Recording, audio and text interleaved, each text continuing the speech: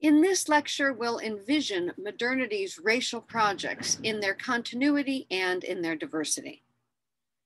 In their study of racial formation in the United States, sociologists Michael Omi and Howard Wynant identify a distinctive moment in European history as the moment in which modernity's racial project begins. And this is a key touchstone for understanding the project of racial formation in the United States. You'll recall, or you might recall, that the earliest moments of modernity include a shift from a European understanding of the world that looked something like this to a European understanding of the world from out of this location toward a more expansive understanding.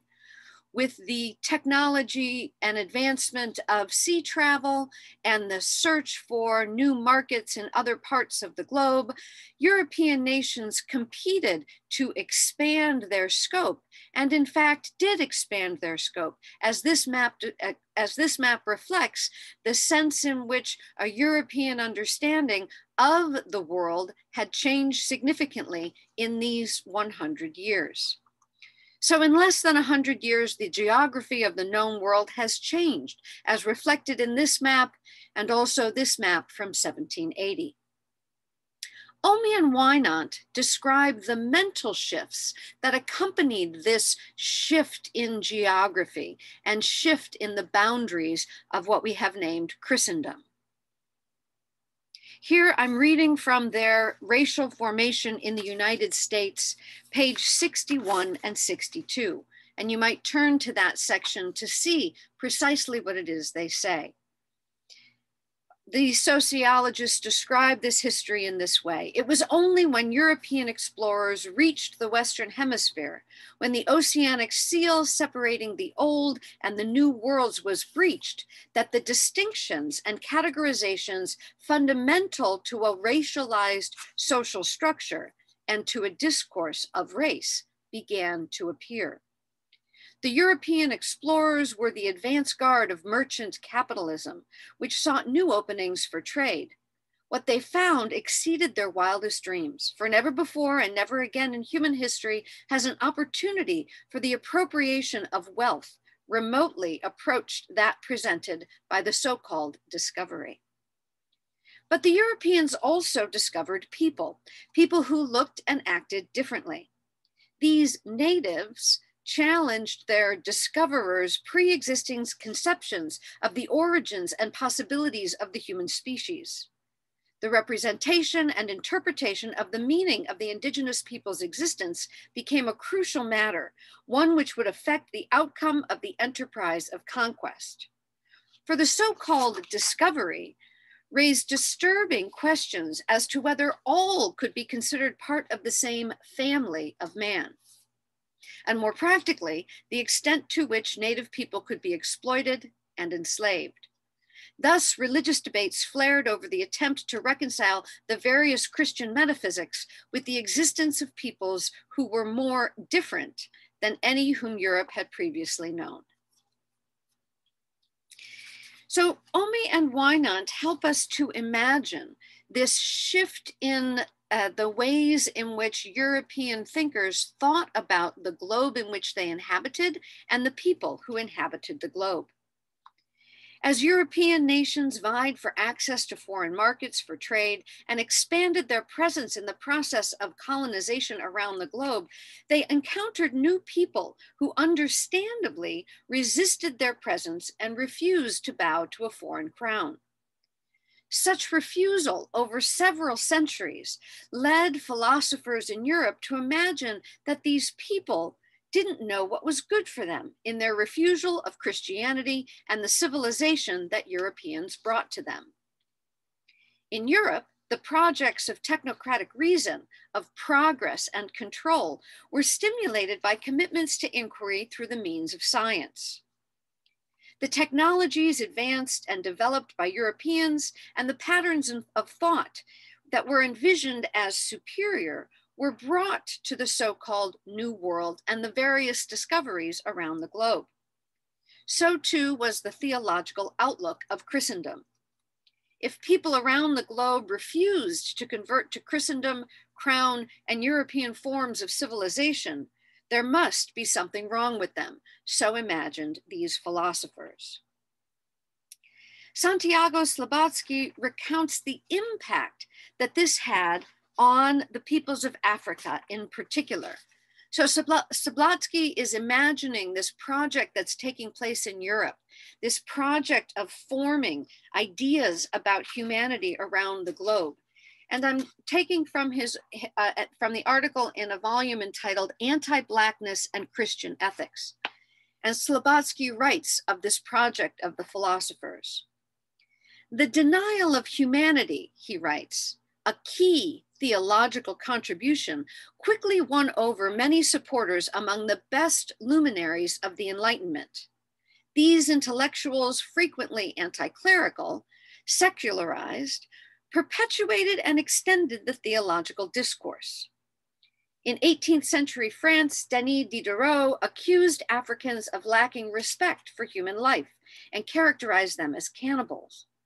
Voltaire commented on their lack of mental aptitudes and explained how Black physiology limits their power for reasoning. In England, David Hume restricted the concept of civilization to European white populations and explained as natural the dominion over Black populations who, by definition, lacked civilized characteristics. In Germany, Immanuel Kant went even further, employing the climate theories of the period. He argued that given their residency on a hot continent, Africans were unable to offer civilization any cultural achievement. For Kant, Africans were incapable of contributing to civilization or governing themselves. In a rhetoric almost identical to the theological and philosophical debates between Sepulveda and Las Casas, Kant claimed that the lack of political, cultural, or economic ethos made them natural slaves.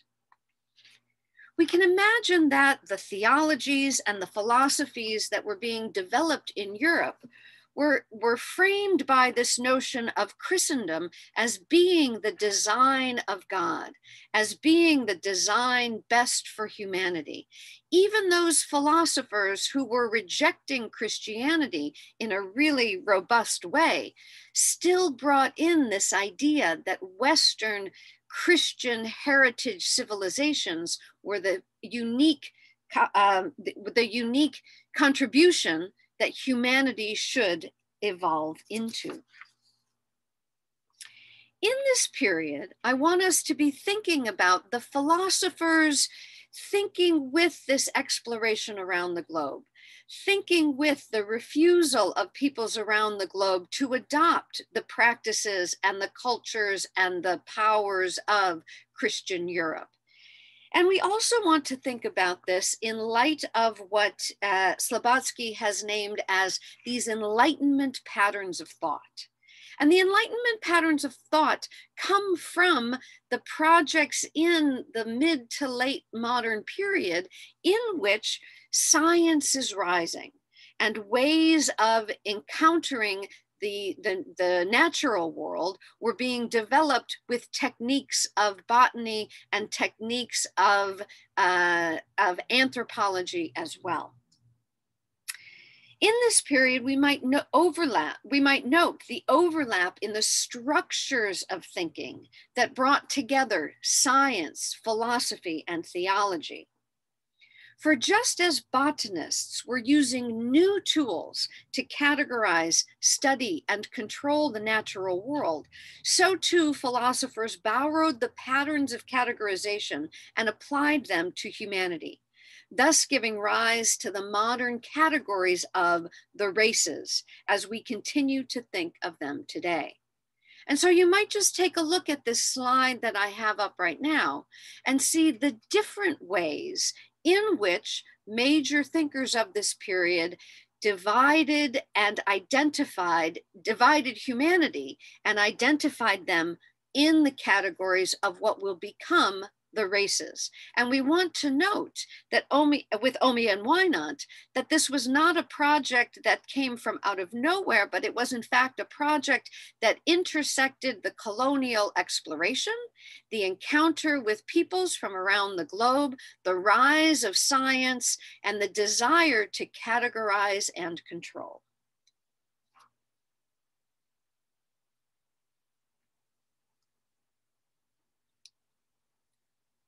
This project of categorizing and controlling and forming the categories of the races and then sorting people into them, this is the very basis of the racial project as Omi and Wynant imagine it. And we might think about the impulses that European philosophers had in developing these racial categorizations in the height of a colonial enterprise. The idea of a racial project builds on these artificial categorizations to then assign characteristics to the discrete categories of the races, often tied to a people's geography and their climate, creating the kind of human to be studied by the emerging field of theology. And it's with this Enlightenment project of creating and categorizing the natural world and humanity within it that we see the effect of theological thinking as well. These philosophers that we note often distanced themselves from the projects of theology, but they also carried with them some of the frames of the theological thinking. And so we might situate their projects in the timeline of what we are exploring of the origins of American history. We have the early phase with the conquest and early colonialism, and then we have the distinctive rise of science and modern philosophy and particular ways of thinking and organizing thought and encountering the natural world with the tools of control that characterize this rise of science. It's from out of this era then that we have these philosophies of the races developing. And we want to hone in on Immanuel Kant. J. Cameron Carter, a scholar of religion, does a close study of Kant to see him as an example of this Enlightenment project of developing a racial discourse while also incorporating theological strands while distancing himself from them. In his close study of the theological themes woven into and providing conceptual foundation for Kant's philosophy, J. Cameron Carter offers an analysis of Enlightenment thinkers and Kant as foremost among them. While the principle of the Enlightenment was to throw off the shackles of the church and church authorities and to think for yourself, that's the thesis of Kant's 1784 essay, What is Enlightenment? That what humanity is called to do is to throw off the shackles of being told what to do by external authorities and to reason for oneself. While Kant advances this, he advances this idea that one is to shake off the authorities of the church and external authorities. While he does this, Kant himself could not shake off the enduring effects of a Christian worldview. Carter demonstrates that Kant uses a Christian framework to imagine both the first humans and where humanity is heading. For Kant, Adam and Eve were conditioned by the most perfect frame of whiteness. Further, Kant reasoned that Western civilization is the pinnacle of human progress, and that the moral law embedded within rational humanity is most perfectly expressed in the perfect moral human being, Jesus Christ. So while Kant is saying that one should not be adopting the perspective of religious authorities, but one should think for themselves, he still reasons with the central symbols of the Christian tradition.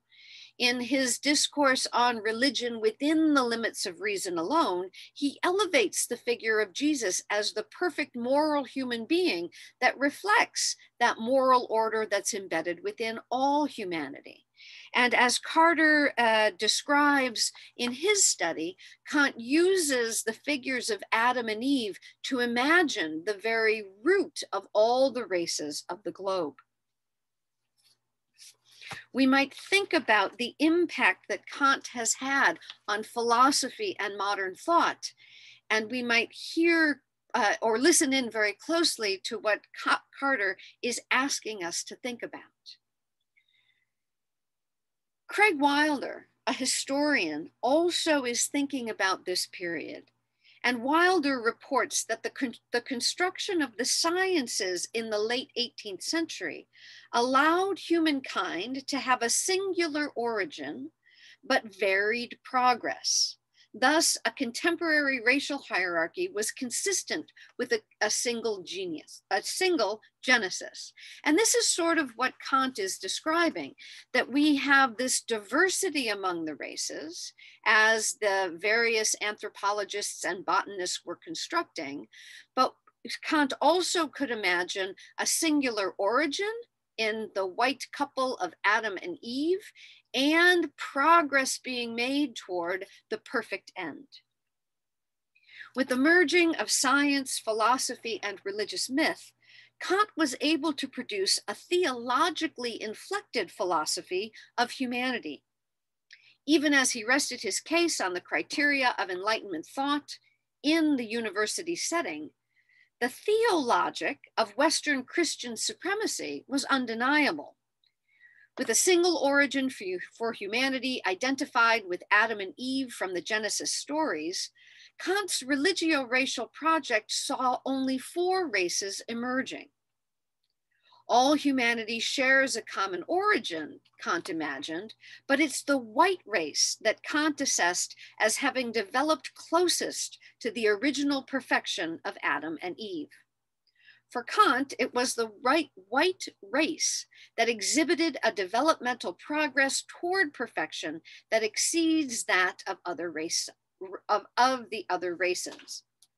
Aligning his own reading with Christian myth and the emerging race science that was developing, the white race for Kant stretches all the way from Adam and Eve to perfection in Jesus Christ and anticipates the perfect world order in which the ideal of the unity of the human species actualizes itself in the perfection of a race type, the white race.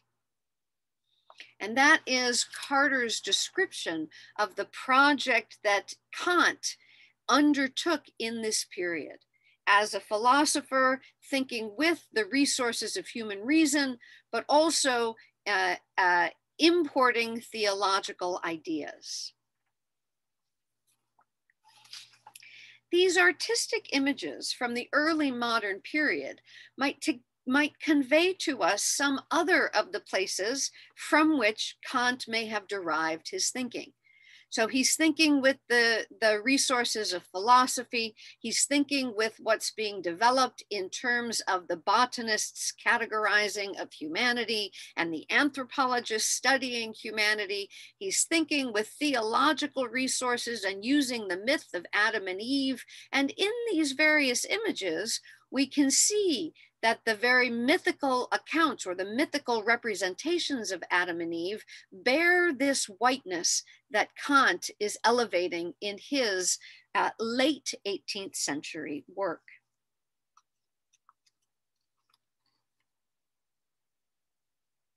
So we might think about Kant coming out of this long period of colonialism and formulating a structure for the races that will be passed on throughout the rest of the modern period. And even today, the way that we think about different peoples being categorized in different races comes from this particular project in the way that Omi and Wynant describe it. But it's with no small degree of irony that we hear Kant's proposal that the white race exemplifies humanity on its way to perfection. After the brutality encountered by Bartolomeo de las Casas, white Christians seem to be extraordinarily far from civilized. And as European nations continued to push their expansion in the land that was becoming the United States, they did so with the most egregious forms of inhumanity, an economy of enslavement. We need to think about Kant inheriting his patterns of thought from the rise of science and Enlightenment thinking, but also from the colonial project of expansion around the globe. And we have to situate that in its economic reality of an economy that was derived from and reliant on enslaved labor. The triangular trade that drove manufacturing and production in Europe was extracting raw materials from the Americas through the labor of enslaved persons. It is precisely at the time that Kant and other Enlightenment philosophers are generating their philosophies of the moral superiority of white Christians, that white Christians are deeply engaged in the inhumanity of the slave trade. And so you might take just another couple of seconds to take a look at this in the background, the map. And the slave trade of the 18th century that was part of the backdrop of Kant's lectures on anthropology. Kant's lectures on anthropology are produced simultaneous with the height of the trade in human beings from Africa to the Americas. So we really have to question, what is Enlightenment if it was the philosophical and theological foundation of the devastation of humanity? But this further expansion of Western Christendom was hailed by philosophers and theologians alike as consistent with the trajectory of the moral law and the divine plan. As we're thinking about this movement of ideas and this movement of peoples and the building up of what will become the United States, we might hear the words of theologically trained president of Yale University, Ezra Stiles, trained as a Christian minister, celebrating the American Revolution with these words. So we want to think about this moment in time as a moment that is emerging from out of these patterns of thought, but also patterns of political rebellion and revolution. And Ezra Stiles, in his sermon celebrating the American Revolution, says this, that in this place of what is becoming the new republic, the European population surpasses indigenous peoples. So surpasses them already that of whatever origin they will eventually be, as most of them have already become, servants unto Japheth. 612,000 Indians pay tribute in Peru. We are increasing with great rapidity, and the Indians, as well as the million Africans in America, are decreasing as rapidly. Both left to themselves in this way diminishing may gradually vanish, and thus an unrighteous slavery may at length, in God's good providence, be abolished and cease in the land of liberty.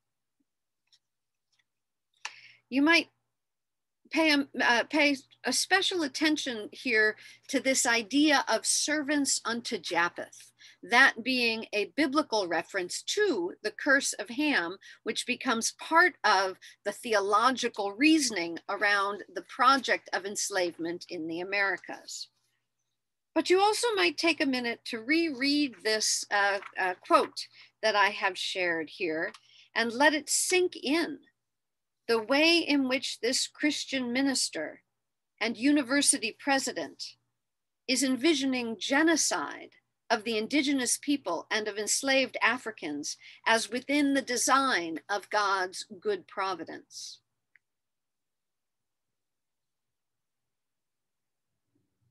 It's within this backdrop that we might consider more closely the religio-racial projects of a variety of Christians in America in this period. Some Christians of African descent, like the poet Phyllis Wheatley or the orator Jupiter Hammond, thought with the resource of scripture even while they themselves were bound in the legal condition of enslavement. Some white Christian ministers, like the Quaker minister George Keith, argued that scripture insisted that Christians not participate in the slave trade.